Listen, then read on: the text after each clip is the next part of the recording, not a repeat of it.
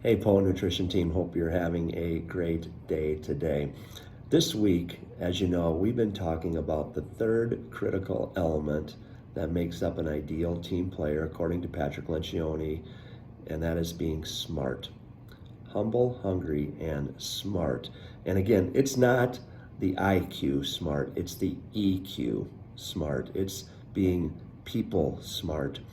And when we started talking about this topic, one person really came to mind, and that is our good friend from Dale Carnegie, Matt Norman. I think all of you know Matt, and I think he's got some great things to share with us. So I asked him to share a few comments on that. So I'm going to turn it over to Matt now. Matt, appreciate you doing this. Wish all of you a great rest of the day. We'll be in touch. Hello, Poet Nutrition. This is Matt Norman from Dale Carnegie. Greg's been talking about Patrick Lencioni's book, The Ideal Team Player, which means we need to be hungry, humble, and smart. Part of being smart is realizing that it's not just what we say to people, but what we do and how we say the things that we say. So, three things to keep in mind along those lines.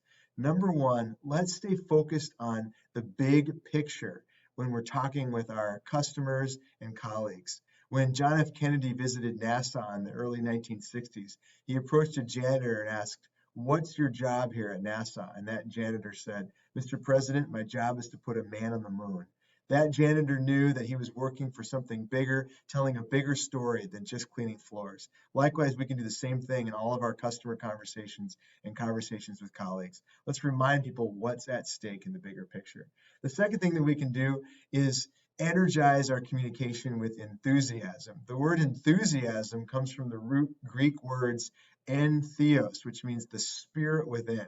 Now, for some of us, that means that we are louder or perhaps more energetic outwardly. Others of us, it's more subtle. Our energy comes from a softer, subtler energy. Either way, we need to show our colleagues and our customers that we have energy, that we have a spirit within.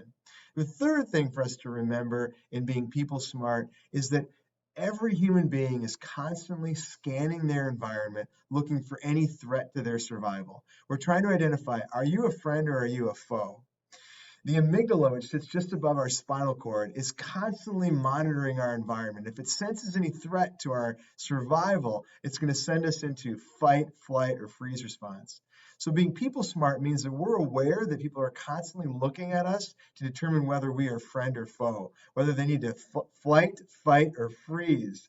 And as a result, we need to work hard to make sure that we're fostering an environment of vulnerability-based trust, an environment where people can let their guard down and be honest.